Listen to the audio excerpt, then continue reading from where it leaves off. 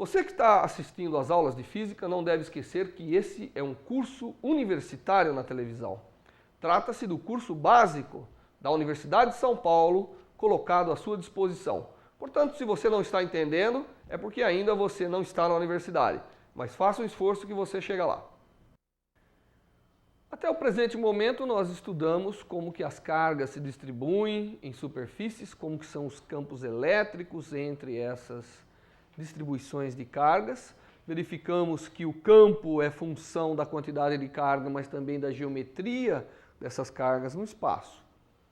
Hoje nós vamos começar um novo tópico, que é o fato de termos possibilidade das cargas se movimentarem. Até então, as cargas eram estáticas e por isso que a gente chama o estudo anterior de eletrostática. Agora nós vamos começar um estudo onde as cargas podem se movimentar. Então é chamado eletrodinâmica. Vamos começar imaginando aqui duas superfícies que estão carregadas e através das suas cargas elas adquirem um certo potencial, um potencial V1 e um potencial V2. Bem, normalmente, pelo que nós aprendemos, estabelece-se um campo elétrico, né, entre essas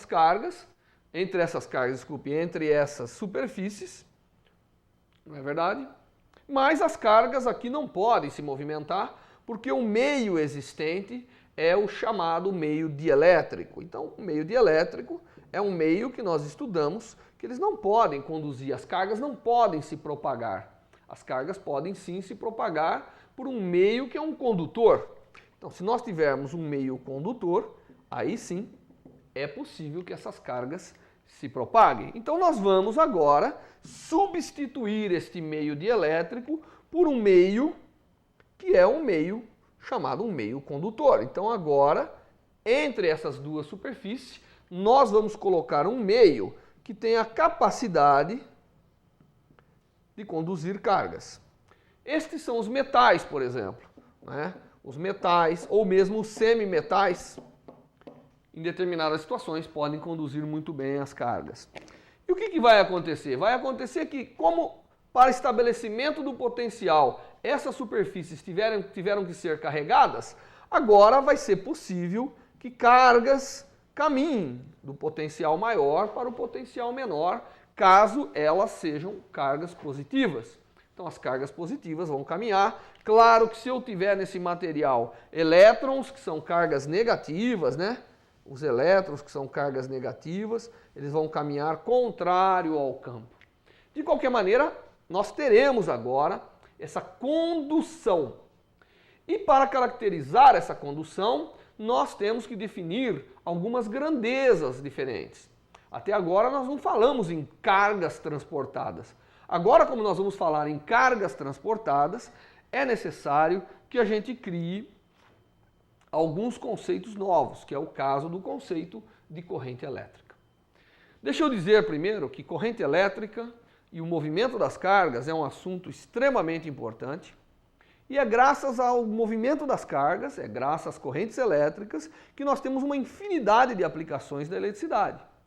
Tá certo? É pelo fato das cargas poderem se propagar nos condutores e nos materiais de forma diversa, é que nós temos uma infinidade de efeitos que nos permitem, por exemplo, fazer essa câmera que está filmando ou fazer o vídeo, o monitor de televisão que você está recebendo e assim por diante. Então, a corrente elétrica, a chamada eletrodinâmica, né? A chamada condutividade, condução da carga ou os fenômenos ligados à corrente elétrica é que dão uma infinidade de aplicações que faz com que a eletrônica seja um campo extremamente importante para a tecnologia atual. Então é extremamente importante que a gente aprenda a condução de carga devido à importância que ela tem. Muito bem, então nós temos aqui agora a possibilidade de cargas poderem se movimentar. Claro que quando elas se movimentam com determinadas velocidades. E o que nós queremos fazer agora é definir algumas quantidades físicas que me permitam entender a transmissão de carga por um meio condutor, por um meio que é capaz de conduzir eletricidade. Muito bem. Vamos então começar imaginando que cargas são transportadas aqui de uma certa região de potencial para outras regiões de potencial. É claro que uma coisa que nós vamos aprender e vamos utilizar sempre é que para que haja corrente elétrica tem que existir uma diferença de potencial, como nós aprendemos, uma DDP, e essa DDP é sempre a integral de linha do campo elétrico, não era isso? Portanto, para movimentar cargas é necessário fazer força sobre elas, e isso é feito através do campo elétrico que nós estabelecemos entre um ponto e outro. Então, sempre vai haver campo elétrico quando nós tivermos aí o transporte de cargas. Muito bem. Então, agora nós vamos olhar esse sistema. Estabeleceu-se uma diferença de potencial e a primeira grandeza que nós vamos definir é a chamada corrente elétrica. O que é a corrente elétrica? Corrente elétrica é, por definição, a quantidade, quando eu estou olhando o transporte de carga de um ponto a outro, é, por definição, quanto de carga foi transportada pelo tempo gasto. Tá certo? Caso nós olhemos isso aqui no limite de quantidades de cargas muito pequena e tempos muito pequenos, é exatamente a derivada temporal da variação de carga ao longo aqui de uma superfície. Então, se eu estiver olhando aqui nesse sistema e foi transportado de um lado a outro uma quantidade de carga numa certa unidade de tempo, se eu estiver olhando aqui quanta carga chegou durante um certo intervalo de tempo, eu posso, dessa forma, definir a chamada corrente elétrica, e a corrente elétrica nada mais é do que a carga por unidade de tempo, ou seja, é a taxa, poderíamos dizer, é a taxa, exatamente a taxa, né? Quanto de carga se transporta por unidade de tempo. Como nós temos carga tendo a unidade de Coulomb e tempo tendo a unidade de segundo, a corrente elétrica, que é a quantidade de carga que passa, que é transportada por esse sistema por unidade de tempo, adquire uma unidade nova, que é Coulomb por segundo, que é chamado de ampere.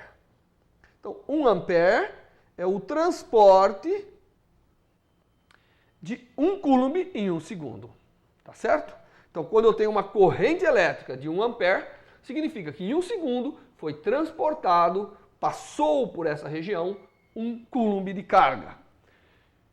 Então, essa é a definição de corrente. E a existência de corrente, a existência de uma corrente elétrica diferente de zero, faz com que esteja ocorrendo no sistema uma condução de carga. Muito bem. Apesar da corrente elétrica ser um parâmetro macroscópico importante, inclusive existem instrumentos que me permitem verificar esse transporte de carga e assim por diante, ela não é a definição mais adequada. Nós gostaríamos de ter uma definição que conectasse a nível microscópico o campo elétrico que está causando o movimento das cargas com a condutividade, com a condução de cargas, com o transporte de cargas. Então, apesar da gente utilizar muito o conceito de corrente elétrica, nós utilizamos também o conceito de densidade de corrente. Como o nome já diz, densidade de corrente vai ser uma grandeza que relaciona corrente por unidade de alguma coisa. No caso, vai ser por unidade de área. E essa utilização da grandeza densidade de corrente, que normalmente é abreviado pela letra J, é um conceito muito mais útil do ponto de vista microscópico do que o conceito de corrente. É claro que, deixa eu salientar mais uma vez, que para que exista corrente elétrica, necessariamente o meio colocado entre dois pontos de potenciais diferentes tem que ser um meio capaz de conduzir. Tem que necessariamente ser um meio com a capacidade de condução elétrica. Tá certo? E esses materiais são, evidentemente, os condutores, os metais, de um modo geral, e também os semicondutores. São materiais capazes de conduzir carga. Ótimo! E nós estamos fazendo aqui de uma forma genérica, achando que carga sai do potencial maior, vai para o potencial menor e assim por diante. E daqui a pouco nós vamos falar, de fato, das cargas livres, dos metais, que são os elétrons e assim por diante. Mas vamos voltar aqui ao nosso conceito de densidade de corrente. E densidade de corrente nada mais é do que a corrente por unidade de área. Então, se eu tenho cargas passando por um meio condutor, eu posso imaginar uma superfície qualquer no interior desse condutor, né? Posso imaginar lá uma superfície, existe lá uma superfície que eu imagino no interior do condutor, onde está havendo fluxo de cargas. E eu defino de uma forma matemática um pouco mais precisa a densidade de carga da seguinte maneira. Primeiro, a superfície, para ser caracterizada, precisa de um chamado vetor normal a ela. Então, nós vamos caracterizar essa superfície como sendo constituída de elementos de área, cada um representado por um pequeno vetor, que é o chamado vetor de superfície. É um vetorzinho que tem como tamanho um elemento de área ds e tem como direção sempre normal à superfície. Sempre ele é normal à superfície. Portanto, conhecendo os vários vetores, eu sou capaz de caracterizar toda a superfície. Agora, aqui existem cargas passando por essa superfície. E nós dizemos o seguinte, bom, existindo cargas passando por essa superfície, existe uma conexão entre a corrente elétrica e a chamada densidade de carga, que é o quanto de corrente, que é o quanto de corrente passa por unidade de área. E essa relação é que a corrente total que passa por essa superfície imaginária, e corrente total é o quanto de carga cruzou essa superfície imaginária, é exatamente a integral de JdS. JdS com o produto escalar. E por que o produto escalar é importante? Porque eu posso ter o seguinte, dado essa superfície caracterizada por ds, eu posso ter cargas se movimentando paralela à superfície, não cruzando a superfície. E evidentemente, as cargas que passam paralela à superfície têm que ter um vetor de corrente, e o vetor de corrente é um vetor que indica a direção de movimentação das cargas, tá certo? Ele está na direção da velocidade das cargas.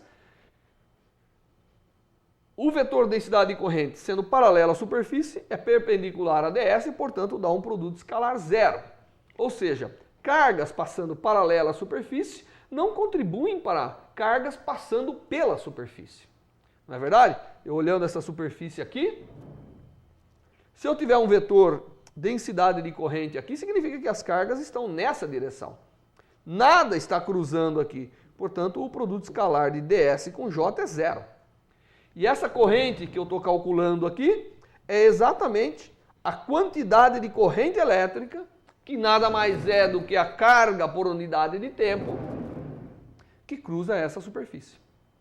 Então essa, né, ao longo da superfície S total aqui. Então essa é uma definição interessante, porque agora eu estou olhando lá a nível microscópico. Cada parte dessa superfície, em cada ponto dessa superfície, existe um vetor J e um vetor ds. E é o produto escalar deles que contribui para a corrente total, para a quantidade total de carga que está cruzando essa superfície.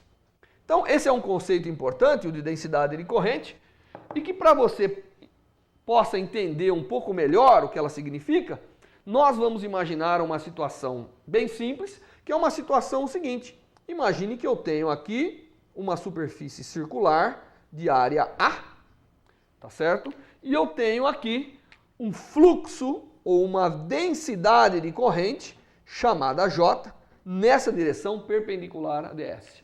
Perpendicular a A, portanto, paralelo ao vetor ds que caracteriza cada ponto.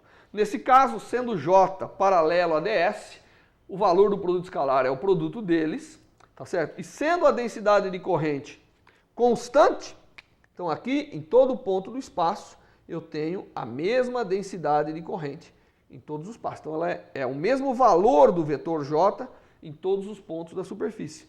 Então essa integral que eu acabei de fazer acaba resultando simplesmente no produto de JA. Portanto, a corrente acaba sendo o produto de J vezes a área A, ou seja, J nada mais é do que a corrente por unidade de área. Então, isso nessa situação simples, nós sabemos que a densidade de corrente é a corrente por unidade de área, tá certo? Então, a densidade de corrente é a corrente por unidade de área, passando por uma superfície como essa aqui. Só que de uma forma geral, para uma superfície arbitrária, onde existem cargas em movimento, a densidade de corrente é definida através dessa integral. Ou seja, a cada ponto onde tem carga em movimento, eu vou associar um vetor densidade de corrente e a corrente total vai ser a integral desse vetor chamado densidade de corrente, que nada mais é do que corrente por unidade de área, ou nós poderíamos chamar do fluxo de carga. Carga por unidade de tempo por unidade de área. Isso é o vetor densidade de corrente. E ele é interessante porque ele permite que eu tenha uma grandeza que independe da área. Ele permite que eu tenha uma grandeza que, integrado na área, vai me dar a carga total que passa por essa superfície. Bom, uma vez que a gente sabe o conceito de corrente e agora nós temos o conceito de densidade de corrente, nós podemos ir adiante definindo uma série de outras características do processo de condução. Muito bem, então, o que é importante a gente conhecer na condução de corrente elétrica, ou no processo de corrente elétrica?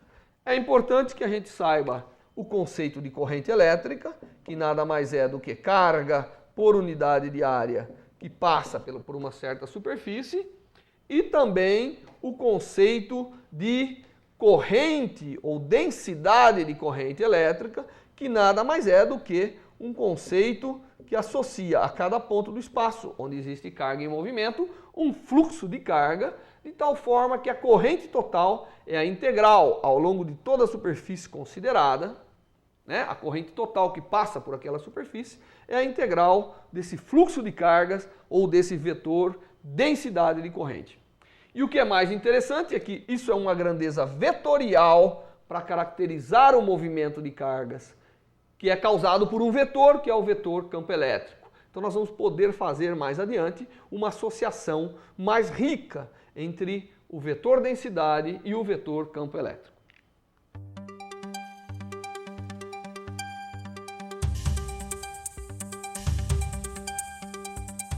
Estamos apresentando Curso Básico de Física com o professor doutor Vanderlei Salvador Banhato, um programa com a realização do Grupo de Ótica do Instituto de Física de São Carlos, USP.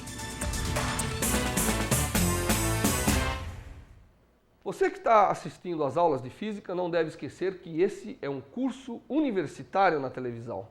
Trata-se do curso básico da Universidade de São Paulo, colocado à sua disposição. Portanto, se você não está entendendo, é porque ainda você não está na universidade. Mas faça um esforço que você chega lá. Voltamos a apresentar Curso Básico de Física com o professor doutor Vanderlei Salvador Banhato, um programa com a realização do Grupo de Ótica do Instituto de Física de São Carlos, USP. Vamos começar analisando a corrente existente entre dois pontos de um condutor. Então nós temos aqui um meio condutor, né? Aqui para nós tem um meio condutor. E entre o ponto 1 desse meio condutor e o ponto 2 desse meio condutor é aplicado um potencial. Então aqui eu aplico um potencial V1, aqui eu aplico um potencial V2, de tal maneira que a diferença de potencial entre 1 e 2 é o que eu vou chamar de ΔV. Então existe uma diferença de potencial. Então eu tenho um meio condutor e entre dois pontos eu apliquei uma diferença de potencial.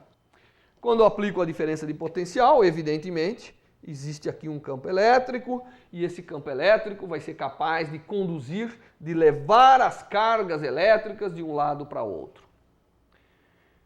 Isso significa que vai aparecer uma corrente elétrica. Então aqui vai existir uma corrente elétrica, né? Porque existe uma diferença de potencial e tem um meio capaz de conduzir as cargas. A pergunta que a gente faz é o seguinte: qual é a relação entre a diferença de potencial estabelecida e a corrente que surge? Existe alguma relação entre elas? Bom, para fazer isso, o que nós temos que fazer normalmente é variar o potencial e ver como que a corrente elétrica varia. Muito bem. E vamos graficar aqui o que acontece nesse caso, quando nós mostramos a diferença de potencial aplicada e a corrente que surge. Se nós fizermos esse experimento, nós vamos ver que existe um grande número de materiais condutores que o resultado é uma reta. Ou seja, eu vou aplicando potenciais, vai aparecendo correntes, e eu dobro o potencial, a corrente dobra, eu triplico o potencial, a corrente triplica e assim por diante. Ou seja, para um grande número de materiais, a corrente é zero quando não tem potencial, óbvio, e ela cresce linearmente com o potencial aplicado. Então esse é o caso onde a diferença de potencial está linearmente proporcional e a constante de proporcionalidade nós chamamos de resistência elétrica. Tá certo? Então, esse é o caso interessante onde há uma linearidade. Se eu mudasse de meio, eu vou obter uma reta completamente diferente. Então, se eu mudasse de meio, eu obteria uma reta aqui. Ainda linear, porém de inclinação diferente. Como a inclinação dessa curva está relacionado com o coeficiente angular, né? Então, isso mostra que a resistência vai depender dos materiais, vai depender de uma série de coisas envolvidas aqui. Quando eu tenho os materiais, e para simplificar aqui, nós vamos agora começar a chamar a diferença de potencial apenas de V, não vamos mais carregar a letra delta, isso só para uma simplificação, né? Então V para nós já é uma diferença de potencial entre dois pontos pré-estabelecidos. Tá ok? Então, para uma série de materiais, existe essa linearidade, e essa linearidade é uma característica que chama-se lei de Ohm. E os materiais que obedecem essa lei, essa regra, são chamados materiais ômicos.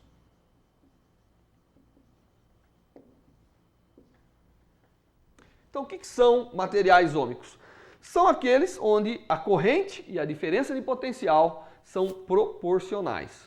E a constante de proporcionalidade é o que nós chamamos de corrente elétrica. Sempre é assim? Não. Existem materiais que não é assim. Eu poderia pegar um material cuja característica corrente, voltagem fosse assim. Existem materiais que fazem isso. Claro que esse aqui é um material não ômico. Por quê? Porque ele não obedece à relação, que é chamada relação da lei de Ohm, que diz que o potencial aplicado e a corrente que surge no material são linearmente proporcionais e a constante de proporcionalidade é o que nós definimos como resistência elétrica. Bem, já que isso aqui tem unidades de volts, isso aqui tem unidades de ampere, o R tem que ser volts por ampere. E volts por ampere é o que nós chamamos, tá certo? Volts por ampere, a unidade de resistência, é volts por ampere, que é o que nós chamamos de ohm, e abreviamos pela letra grega ômega. Esse é a unidade ohm. Então, o que nós estamos vendo aqui? Nós estamos vendo que, dado um material capaz de conduzir eletricidade, aplicando-se uma diferença de potencial, surge uma corrente. E a maioria dos materiais existe uma linearidade. Alguns não, mas a maioria existe. E esse coeficiente que aparece é a chamada resistência elétrica. E ela é uma resistência de fato, porque ela é a inércia do material à condução de cargas. Imagine, por exemplo, vamos imaginar esses dois exemplos em vermelho e em preto aqui no nosso desenho, e vamos ver qual deles teria maior resistência elétrica. Então, olha o material 1, em vermelho seria o material 1, ou o sistema 1, né? Porque nós vamos ver que depende não só do material, mas depende também da geometria com que o condutor existe. E o que acontece aqui? Acontece aqui o seguinte, dado uma voltagem que eu aplico, tá certo? Então, dado uma tensão que eu apliquei, eu observo o seguinte, a corrente que surge no material 2 é menor do que a corrente que surge no material 1. Portanto, o material 1 está oferecendo uma menor resistência à condução. Surgiu uma corrente menor, significa que está transportando menos carga por unidade de tempo. Portanto, a resistência do material 1 seria menor do que a resistência do material 2. Tá certo? Se eu imaginar um sistema que isso aqui é quase no eixo aqui das voltagens, significa que eu tenho que aplicar uma voltagem quase que infinita para ter uma corrente muito pequenininha. Esse é um material que está oferecendo uma alta resistência à condução. Então, a resistência elétrica é de fato uma característica que mostra quão resistente, né, quão um sistema que é capaz de conduzir se opõe à condução. Estabelecido um campo, as cargas podem se movimentar mais ou menos dependendo do valor do R, dependendo da resistência oferecida. Então a resistência elétrica é de fato um parâmetro importante para os meios condutores, como a gente vai ver. Então agora nós sabemos a lei de Ohm, tá certo? Nós entendemos a lei de Ohm, ainda não entendemos a nível microscópico, mas entendemos relativamente bem. Vamos relacionar a resistência elétrica, que é o conceito que nós aprendemos agora, né? Resistência elétrica. Vamos relacionar essa resistência com a geometria e o material que compõe o condutor. Então, para entender essa relação, nós vamos imaginar um condutor cilíndrico.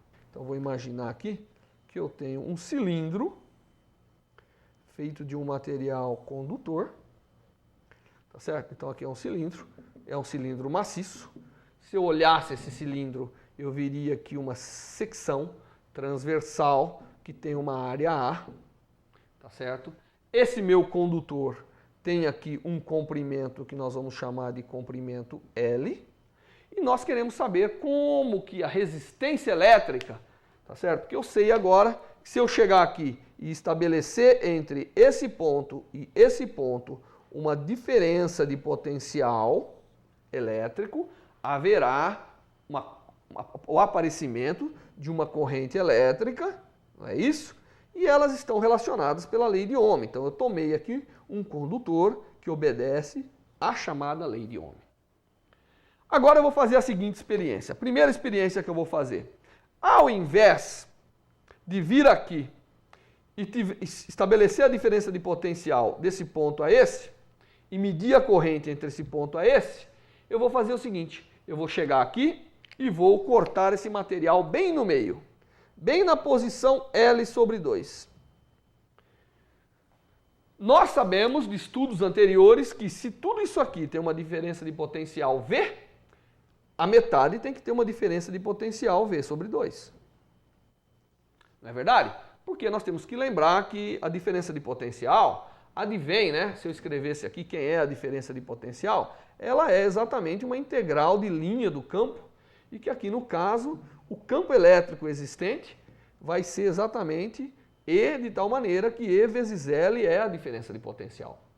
Se eu pegar L/2, a diferença de potencial caiu pela metade. Mas a corrente não.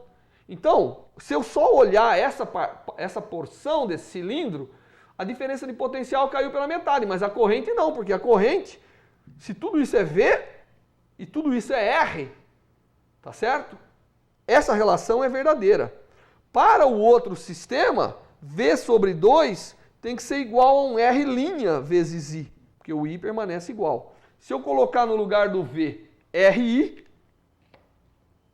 eu obtenho que RI/2 é igual a R'I, ou seja, R', que é a resistência elétrica oferecida pelo sistema quando eu peguei só metade dessa geometria, é igual a quem? É R/2, né? Porque corta o I aqui. Em outras palavras, se eu diminuir, dado um condutor como está aqui, se eu cortar ele para metade, a resistência cai pela metade. Se a resistência cai pela metade, e agora você aí pode fazer um exercício qualquer de pegar qualquer fração de comprimento, você vai ver que se eu pegar 1/3 do comprimento, a resistência cai a 1/3. Se eu pegar o dobro do comprimento, a resistência dobra e assim por diante. Ou seja, o que nós obtemos aqui é que a resistência elétrica de um condutor com esse formato é proporcional, diretamente proporcional ao comprimento do considerado. Não é isso? Então, dependendo do comprimento de condutor que eu considere, eu obtenho uma resistência que é exatamente proporcional àquele comprimento. Bom, essa é uma característica importante, talvez a primeira característica da dependência da resistência com a geometria. Agora eu vou fazer uma outra experiência. Eu vou pegar a área e dividir por 2. Então eu vou pegar essa área, vou pegar esse condutor, ao invés de fazer essa divisão que eu fiz, eu vou fazer uma outra divisão. Eu vou pegar e dividir com uma serrinha aqui no meio. Dividir de tal maneira que agora eu tenho dois semidiscos, né? Formando e nada entre eles. E eu vou ver como que é agora a resistência da parte de cima, por exemplo. Claro que a diferença de potencial continua igual, ela está sendo aplicada entre os dois extremos. Eu não alterei o campo elétrico cortando essa coisa aqui no meio.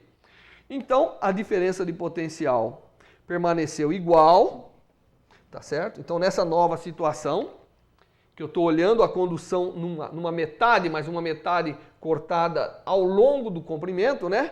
Então, a diferença de potencial permaneceu igual, porque depende da distância entre esses pontos.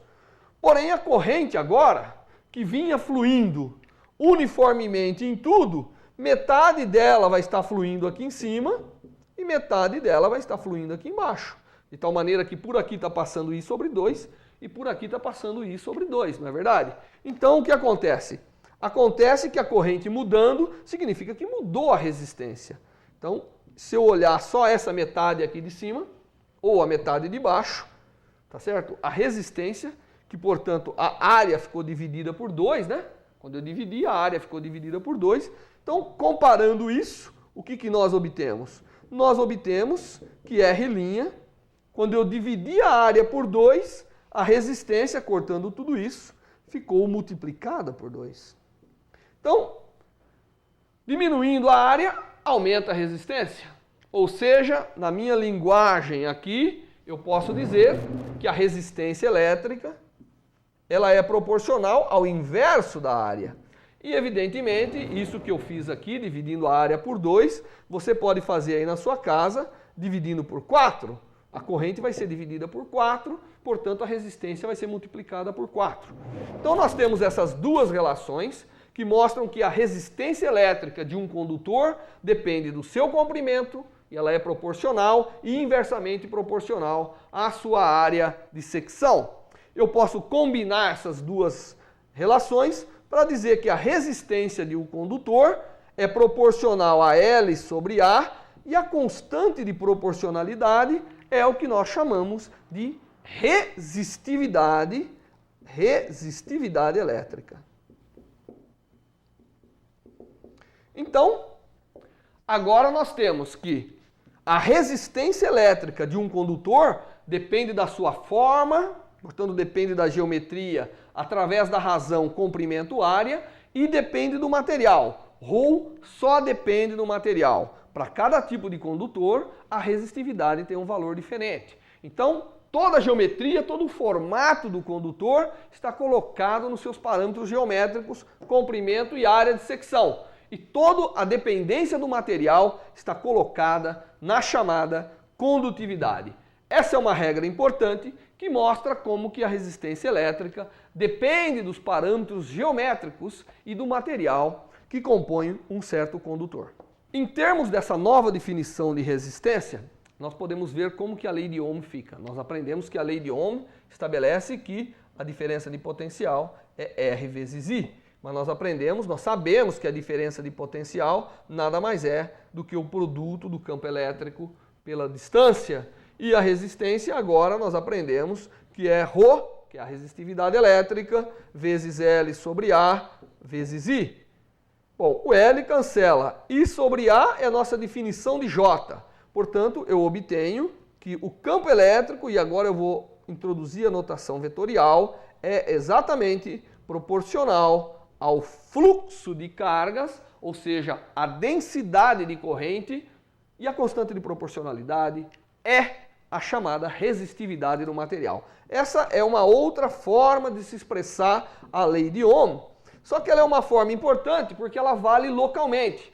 Dado um ponto do condutor onde existe um campo elétrico e esse material tem uma certa resistividade, ali certamente deve existir um fluxo J, tá certo? Na mesma direção do campo, que é proporcional, e a proporcionalidade é a resistividade. Então essa é uma lei microscopicamente mais importante, porque ela associa o campo elétrico local com a densidade de corrente local. Normalmente também nós nos referimos, ao invés de falar de resistividade, nós falamos de condutividade. E a condutividade nada mais é do que sigma, que é o inverso da resistividade. Então, um material que tem alta condutividade significa que tem baixa resistividade. Tá certo? Então, muitas vezes nós nos referimos à condutividade sigma ou à resistividade ρ. E em termos de unidade, nós podemos olhar aqui, tá certo? Qual é a unidade de resistividade? A unidade de resistividade, isso aqui tem que ser ohms e isso aqui tem que ser 1 sobre metro, portanto, ρ é exatamente ohms vezes metro. Essa é a unidade no sistema internacional de unidades para a resistividade. E para a condutividade, que eu defini lá atrás, vai ser o inverso disso, portanto, vai ser ohms metro a menos 1. Tá certo? Essas são as unidades de condutividade e também de resistividade. Bom, então nós já estamos entendendo melhor como que se passa o transporte de carga através de um material.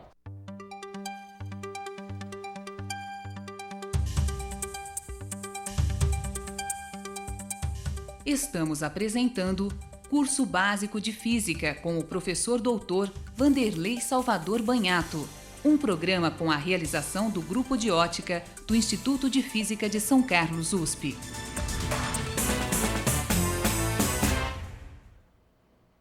Você que está assistindo às aulas de física não deve esquecer que esse é um curso universitário na televisão. Trata-se do curso básico da Universidade de São Paulo, colocado à sua disposição. Portanto, se você não está entendendo, é porque ainda você não está na universidade. Mas faça um esforço que você chega lá. Voltamos a apresentar Curso Básico de Física com o professor doutor Vanderlei Salvador Banhato, um programa com a realização do Grupo de Ótica do Instituto de Física de São Carlos, USP. Se ela só depende do tipo de material, será que a gente não pode fazer um modelo microscópico, onde a gente entende microscopicamente, a nível atômico, o que está acontecendo e a gente, na verdade, tem uma relação que mostra como que a condutividade depende do material? Existe. E ele é comumente chamado de modelo de Drude. Para saber isso, nós temos que saber como que a carga se propaga, qual é a origem dessa resistência que o material oferece ao transporte de cargas. Muito bem. Então nós vamos lá olhar intimamente o metal. Se a gente olhar intimamente o metal, o que nós vamos ver? Nós vamos ver um monte de caroços, que são os átomos que estão lá dentro, e evidentemente o metal tem uma característica importante que a gente aprende, que eles têm elétrons livres. Mas isso não quer dizer que eles deixam de ter a sua estrutura, os seus átomos, tá certo? Normalmente íons, porque os elétrons são delocalizados. Mas agora nós vamos chegar aqui e vamos colocar um elétron, que portanto tem carga negativa, então nós já vamos saber que a condução é feita por elétrons que têm carga E negativa. E eu vou estabelecer um campo elétrico aqui. Então, alguém vem e estabelece um campo elétrico nesse material e nós sabemos que os elétrons caminham contrário ao campo elétrico, portanto, eles vão sofrer uma força no sentido de se deslocar nesse sentido. Aí o elétron começa a se deslocar, mas ele chega aqui, ele bate na rede, bate no íon. Aí ele pega e desvia, bate no íon novamente. Então ele bate, e assim vai. Então o que acontece? Quando o elétron está andando dentro do material, ele colide. Deixa eu botar mais um átomo aqui para ficar perfeito, né? Ele vai colidindo com os átomos, ele vai colidindo com o campo elétrico, tudo isso que é formado lá dentro, e com isso ele faz um zigue-zague tremendo. E esse zigue-zague, evidentemente, se ele colide muito, o sistema está oferecendo uma grande resistência ao seu movimento. Se ele colide menos, o sistema está facilitando o seu transporte, e aí a corrente elétrica é maior. Então, na verdade, a resistência elétrica, ou a resistividade, né, no caso aqui, depende dessas características, depende de quantas colisões aqui o elétron faz, e com que frequência ele faz, e quão grande são esses núcleos que estão aqui, e mais, quantos elétrons tem à disposição. Imagine que eu pego uma barra de material que tem só um elétron à disposição, esse um elétron é o que vai contribuir. Se eu tiver 1 milhão de elétrons, são esse 1 milhão que vai contribuir. Então, as características de condutividade ou resistividade no material depende também de quantas cargas estão à disposição. Depende da chamada densidade de elétrons livres capazes de conduzir corrente que eu tenho no meu material.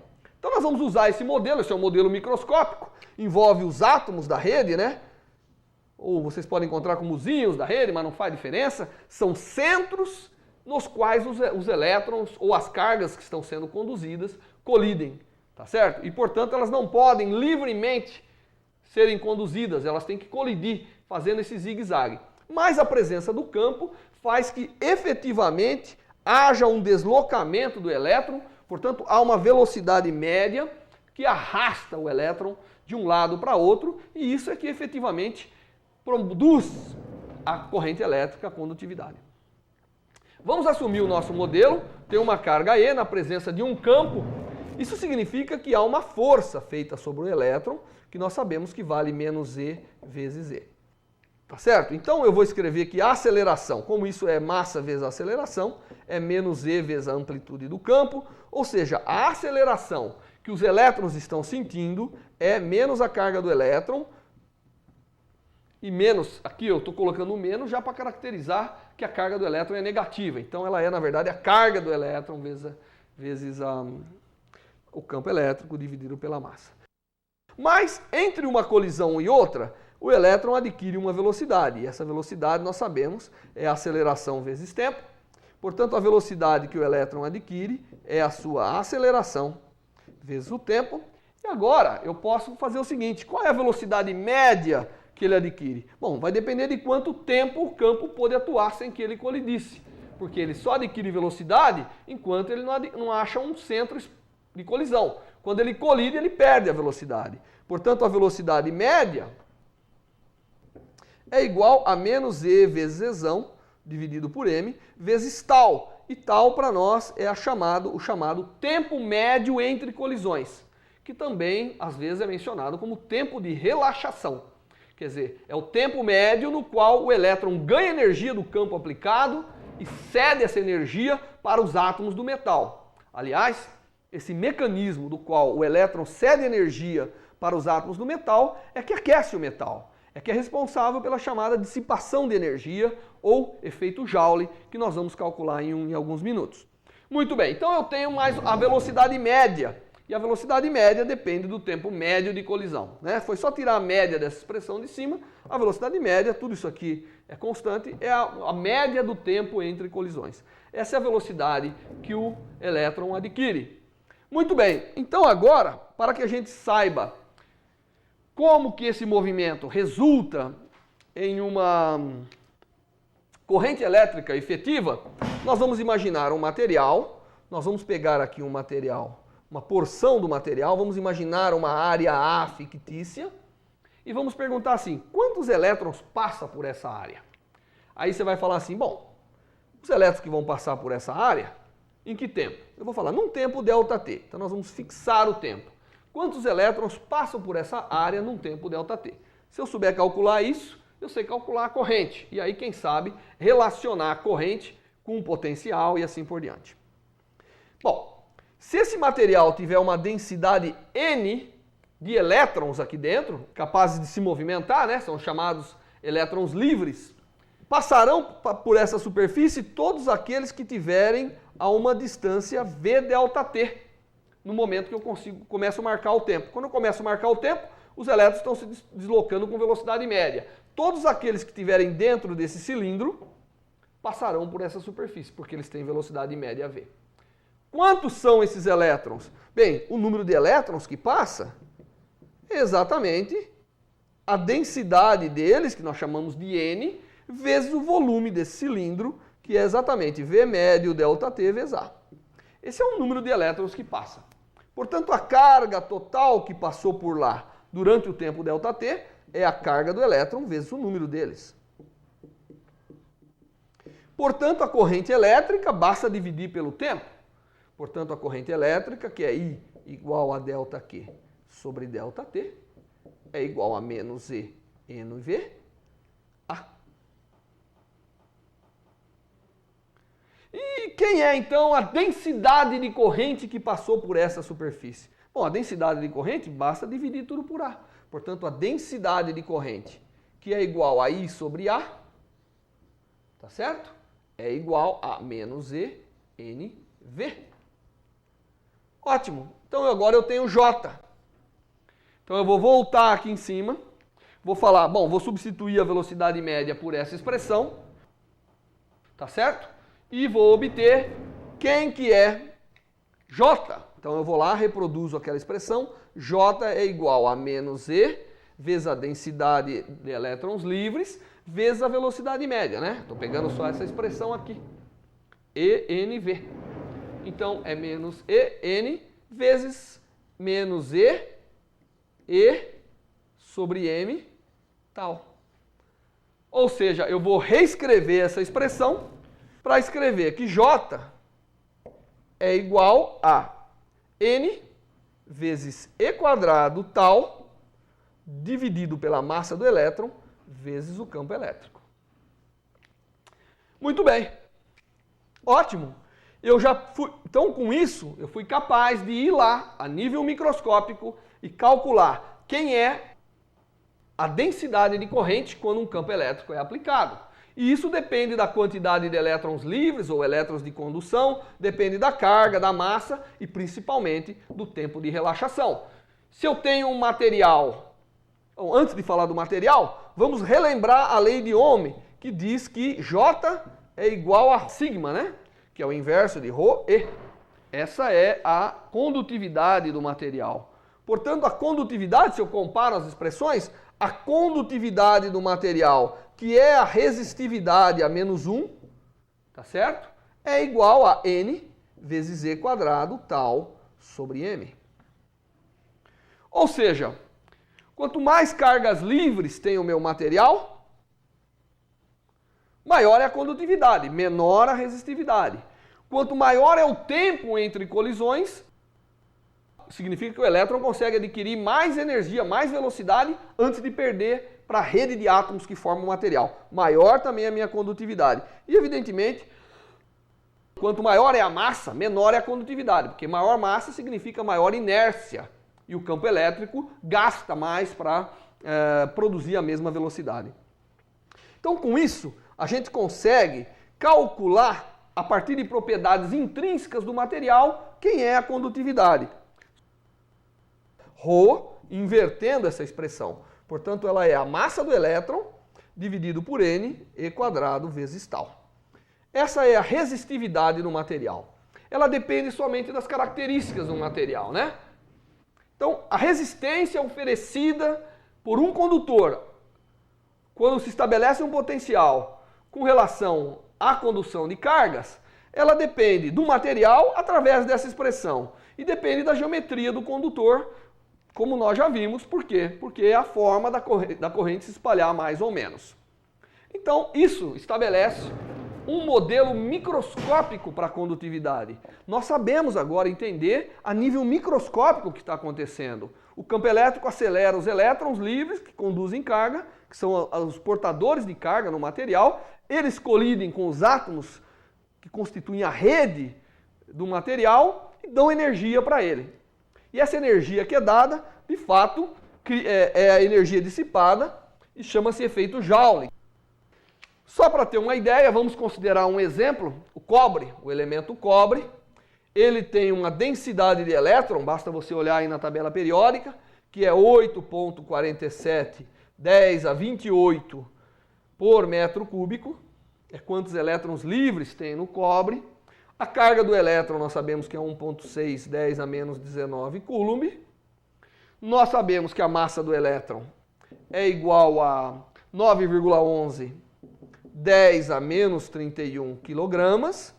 E nós sabemos que a resistividade do cobre, que também a resistividade é uma característica que tem nas tabelas para todos os metais, é 1,59 10 a menos 8 unidades do SI, tá certo? Que é ohms metro. Com isso, eu posso vir nessa expressão agora, eu tenho tudo isso, eu calculo qual é o tempo médio de colisão, e o tempo médio de colisão dos elétrons é da ordem de 10 a menos 14 de segundos. Ou seja, o elétron, em média, colide com a rede e o tempo médio entre colisões é da ordem de 10 a menos 14 segundos, que é um tempo muito curto, e para se estudar esses processos, nós precisamos de mecanismos, de instrumentos que sejam capazes de medir tempos tão curtos. E normalmente esses são os lasers pulsados, que são capazes de medir tempos tão curtos assim. Agora eu queria calcular qual é a potência dissipada. Porque eu falei que ele dá energia para a rede, não é isso? Então nós temos que saber qual é a potência dissipada. A potência dissipada é fácil de ser calculada, basta que a gente calcule qual foi o trabalho realizado para movimentar uma quantidade de carga de Q. Tá certo? Se a gente tiver uma diferença de potencial V, para movimentar uma carga de Q, nós fazemos um certo trabalho. E essa é a relação. Mas nós sabemos que, se eu dividir tudo por tempo, dt, isso aqui é corrente. Tá certo? Portanto, isso aqui é potência dissipada. Portanto, a potência dissipada é a corrente elétrica vezes o potencial. Então, dado um sistema onde você estabeleceu uma diferença de potencial, lá apareceu uma corrente, está sendo dissipada, alguém tem que estar gastando uma energia, que a energia por unidade de tempo, que é a chamada potência, é dada por isso. Eu poderia também, no lugar de I, lembrando a lei de Ohm, que V igual a RI, eu poderia colocar no lugar do V RI, para saber que a potência dissipada é exatamente RI quadrado. Assim como eu poderia colocar no lugar do I, V sobre R, para escrever que a potência dissipada também é V quadrado sobre R. Essas são as três relações que me permitem saber qual é a potência dissipada quando há propagação, quando há corrente elétrica no meio condutor.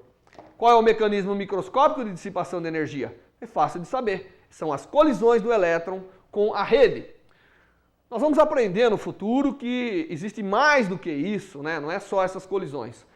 Na verdade, o elétron perde energia de outras formas. O fato dos átomos estarem chacoalhando na rede também prejudica. Tá? Então, o fato de ter temperatura também aumenta a resistência. E isso me lembra um fato importante que nós aprendemos no nosso modelo microscópico, que a resistividade, né, a resistividade elétrica depende do material. Mas eu queria lembrar que depende também da temperatura, porque todos aqueles parâmetros que estão envolvidos na resistividade, eles dependem da temperatura. Então, como função da temperatura, normalmente a resistência do material cresce. Porque quanto maior é a temperatura, os átomos da rede estão chacoalhando mais, criando os chamados fônons e assim por diante, e isso faz com que o elétron colida mais. E essa colisão excessiva aumenta a resistência. Tá certo? Então, normalmente, os metais, quando aquecidos, apresentam uma resistência elétrica maior do que quando frios. Mas há os materiais, nós temos certo grupo de materiais que a resistividade vem diminuindo e de repente cai a zero. Tá certo? Esses são os condutores normais e esses são os chamados supercondutores. Então, supercondutores são materiais que, quando a gente vai variando a temperatura, chega num ponto, que em geral é chamado temperatura crítica, a sua resistência vai a zero. Eles não oferecem mais resistência à condução. E esse, então, cria a classe de materiais que são denominados de supercondutores. São aqueles materiais cuja resistividade foi a zero para temperaturas abaixo de um determinado valor. E eles têm aplicações tecnológicas das mais importantes. Normalmente, nós não desenhamos o condutor toda vez que estamos lidando com condutividade, com correntes elétricas. Dado um pedaço de condutor aqui, e nós estamos interessados em saber como que é as características de resistência elétrica entre o ponto 1 e 2, normalmente nós representamos esse material, se ele representa uma resistência elétrica, por uma cobrinha assim. Esse é o símbolo de resistência elétrica. Então, toda vez que a gente vê esse símbolo, nós sabemos que trata-se de resistência elétrica. E muitas vezes nós associamos essas resistências elétricas. Eu posso pegar dois pedaços de metal, botar um do lado do outro e querer saber qual é a resistência elétrica que o sistema todo possui. Então, nós temos as chamadas associações de resistências. Então, nós podemos ter as chamadas associações em série. Tá certo? Eu posso pegar dois pedaços de condutor ou alguma coisa que o valha, um que tem uma resistência R1, um que tem uma resistência R2, e associar em série, e isso é equivalente a uma única resistência, que é chamada resistência equivalente, e nós podemos calcular essa resistência equivalente, porque afinal, dado esse condutor, se eu tenho uma determinada corrente passando por ele, ela passa por todas essas duas resistências. E a diferença de potencial, na verdade, é a soma das diferenças de potenciais. Então, o V é V1 mais V2, e V1 é R1I, e V2 é R2I. Portanto, eu posso pôr em evidência para escrever que V total é R1 mais R2I. Ou seja, se eu substituir essas duas resistências pela equivalente, o valor da resistência equivalente é exatamente a soma R equivalente, nesse caso R1 mais R2. Eu poderia fazer isso com uma quantidade enorme de resistência, uma seguida da outra, essa é a chamada associação em série. Uma seguida a outra, todas elas passando a mesma corrente. A resistência equivalente nesse caso é a soma das resistências. Tá certo? Ou eu poderia ter em paralelo, ao invés de ter assim, eu poderia ter uma associação que é contrária. Eu tenho uma resistência que vem aqui e uma outra resistência que vem aqui. Essa é R1, essa é R2, e isso equivale a uma única resistência. Isso aqui é equivalente a uma única resistência. Qual é essa resistência equivalente? É fácil. Agora, esse ponto é o mesmo condutor, esse é o mesmo, portanto, V1 igual a V2. Porém, a corrente elétrica, como nós sabemos, são cargas em movimento, e quando um fluxo de carga chegar aqui, uma parte vai para cima e uma parte vem para baixo. Portanto, a corrente total é a soma das correntes. Como a corrente é a voltagem dividido pela resistência, aqui eu tenho a voltagem sobre a resistência equivalente, é igual a voltagem sobre a resistência 1, mais a voltagem sobre a resistência 2, ou seja, 1 sobre a resistência equivalente é igual a 1 sobre R1 mais 1 sobre R2. E isso é a forma de se determinar a resistência equivalente quando eu tenho a chamada associação em paralelo.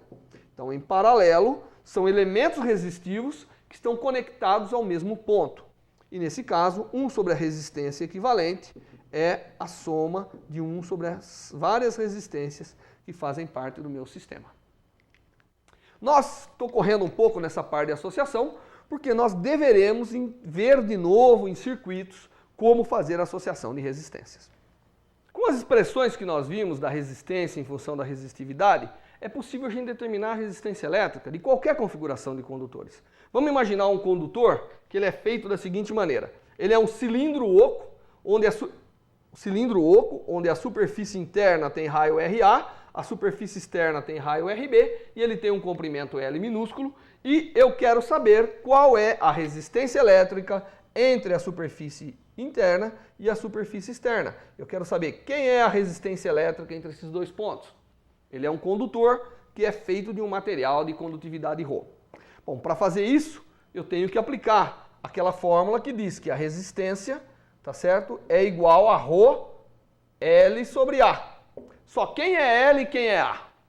Eu tenho que tomar aqui um elemento que me permita caracterizar uma área e um comprimento. Então eu vou tomar aqui um pequeno elemento cilíndrico desse cilindro, que é uma casca cilíndrica, que tem raio R, tem uma espessura dr, tem um comprimento que é o mesmo comprimento L do sistema, mas é uma casca esférica muito pequena. E eu vou perguntar quanto vale a resistência dessa casca entre a superfície interna e a externa. Bom, a resistência dessa pequena casca, como a casca é um elemento infinitesimal do meu cilindro, então ela vai valer um elemento infinitesimal de resistência, que tem valor dr. E esse dr é igual a ρ vezes o comprimento desse elemento. E o comprimento é exatamente dr, porque eu estou vendo entre a superfície interna e a externa. E a área, quem que é? Bom, a área lateral, superfície lateral toda do cilindro, que vale 2πrL. Bom, e aí? Essa é a resistência desse pequeno elemento. Mas esse cilindro nada mais é do que uma soma de vários elementos cilíndricos associados um em seguida do outro, portanto, estão associados em série. Então eu tenho aqui que esses elementos todos associados em série formam o meu cilindro total. Mas como que é a resistência total de uma associação em série? É a soma, que aqui no caso vai ser uma integral de todas as resistências pequenininhas que fazem parte. Portanto, é uma integral de dr, e aí eu posso fazer essa integral. Então, R maiúsculo nada mais é do que a integral de A até B, de ρ dr, né, para o raio variando de A até B, sobre 2πrL, e essa integral é facilmente resolvida, eu vou resolver aqui embaixo para vocês. Então a resistência total é simplesmente ρ sobre 2π vezes o comprimento do cilindro, vezes a integral de AB de dr sobre R, que todo mundo sabe fazer. A integral de dr sobre R é exatamente o logaritmo de R, portanto a resistência total vai ser logaritmo de B sobre A. Essa é a resistência entre a parede interna e externa de um cilindro oco, né, metálico de condutividade ρ. Da mesma forma, nós podemos calcular a resistência elétrica de um condutor de qualquer geometria. Imagine, por exemplo, que eu tenha um condutor que tenha esse formato aqui, tá certo? Eu tenho um condutor que tenha esse formato e eu quero saber qual é a resistência elétrica dele. Eu divido em pequenas fatias, nessa pequena fatia vale essa expressão e eu simplesmente vou somando todas as fatias desde esse ponto até esse ponto e eu tenho então que a resistência total vai ser a soma da contribuição de todas essas resistências e dessa forma eu sou capaz de calcular a resistência elétrica de um condutor de forma qualquer. Bom, na próxima aula nós devemos ver os circuitos elétricos. Então agora que nós aprendemos o elemento básico da condutividade, que é a resistência, né? Já havíamos aprendendo capacitores antes, nós vamos agora aprender como que, dado uma série de resistências elétricas e mesmo capacitores, como que a corrente elétrica aparece, como que ela flui por esse sistema todo. Isso é o início dos chamados circuitos elétricos e que é o tópico da próxima aula.